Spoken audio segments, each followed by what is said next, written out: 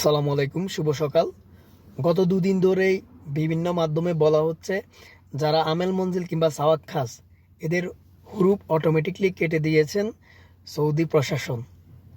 তো এইটা নিয়ে সাধারণ যারা প্রবাসী রয়েছে হুরুপপ্রাপ্ত কিংবা সাধারণ এমনি যারা বৈধ রয়েছে সবার মুখে কানাঘোষা চলতেছে। তো বিষয়টা কতটুকু সত্যতা রয়েছে সবারই প্রশ্ন। এখন অনেকেই বলতেছে যে ডাইরেক্টলি যে সৌদি মন্ত্রণালয় রয়েছে তারা হুরুপটা উঠিয়ে নিয়েছে, আপনারা চাইলে যে কোনো মুহূর্তে যে কোনো একটা কফিল ধরে কফালা হয়ে যেতে পারেন, আপনাদের ফিসিলে কোনো টাকা আসবে না, মানে এমন কিছুই। তো আসলে এখনও পর্যন্ত সৌদি আরবের যে ন্যাশনাল পত্রিকাগুলো রয়েছে, ন্যাশনাল ওয়েবসাইটগুলো, সেগুলোতে কোনো প্রকার কোনো বিবৃতি দেয় নাই তারা। আমি এখনও পর্যন্ত যেটা শুনতেছি সেটা হচ্ছে ওয়াস্তার মাধ্যমে, অর্থাৎ তৃতীয় কোনো ব্যক্তির মাধ্যমে আপনি কাফালা হতে পারবেন, যেটা বুঝতেছি। তো তৃতীয় ব্যক্তির মাধ্যমে কাফালা হওয়াটা কতটুকু ভালো হবে সেটা আপনারাই জানেন, কারণ আমাদের যারা বাঙালি রয়েছে কিংবা আদার্স যে কান্ট্রির লোকগুলা, আমরা মানুষের দুর্বলতার সুযোগ নিয়ে থাকি।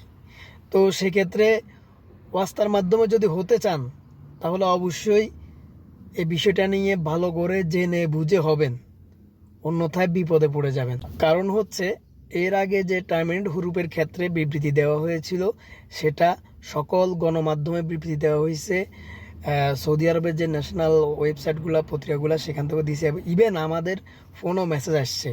তারপরে 22 সালে যখন যারা নর্মাল হুরুপ্রাপ্ত ছিল ওদের ক্ষেত্রেও বিভিন্ন গণমাধ্যমে আসছে, তারপরে আপনার মোবাইলে মেসেজ আসছিল। তো এইবার এই জিনিসটা কোনোটাই হয় নাই। তো এটা শুধুমাত্র একটা মাধ্যম, মানে তৃতীয় ব্যক্তির মাধ্যমে আপনি কফালা হইতে পারেন। সেক্ষেত্রে কতটুকু বিশ্বস্ত হতে পারে কিংবা কতটুকু সত্যতা আছে সেটা নিয়ে এখনও জল্পনা কল্পনা রয়েছে। তো যে কোনো একটা বিষয় শোনার সাথে সাথে এটার মধ্যে কান দিয়ে সাথে সাথে আপনারা কফালা হতে যাইয়েন না কিংবা তৃতীয় কোনো ব্যক্তিকে ধরতে যাইয়েন না। কারণ দেখা যাচ্ছে কি আপনি আপনার এত বছরের সঞ্চিত টাকা কিংবা বাড়ি থেকে টাকা এনে আপনি কোনো একটা মাধ্যমে বৈধ হওয়ার জন্য ট্রাই করলেন, তো আপনার এই এত কষ্টের টাকাগুলো যদি মেরে দেয় তাহলে তো আপনি বিপদে পড়ে যাবেন। আপনি এমনটা নয় যে আপনি গিয়ে কোনো একটা সরকারি প্রশাসনের কাছে গিয়ে আপনি এটার মামলা করবেন, ওইরকম কোনো ওয়ে নাই, কারণ যেহেতু পর্যন্ত এখনও সরকারি মাধ্যম কোনো কিছু বলে নাই। তো এই বিষয়টা নিয়ে সঠিক যদি কোনো তথ্য পাই অবশ্যই আপনাদের সাথে শেয়ার করব, সেজন্য ততদিন পর্যন্ত অপেক্ষা করুন। আর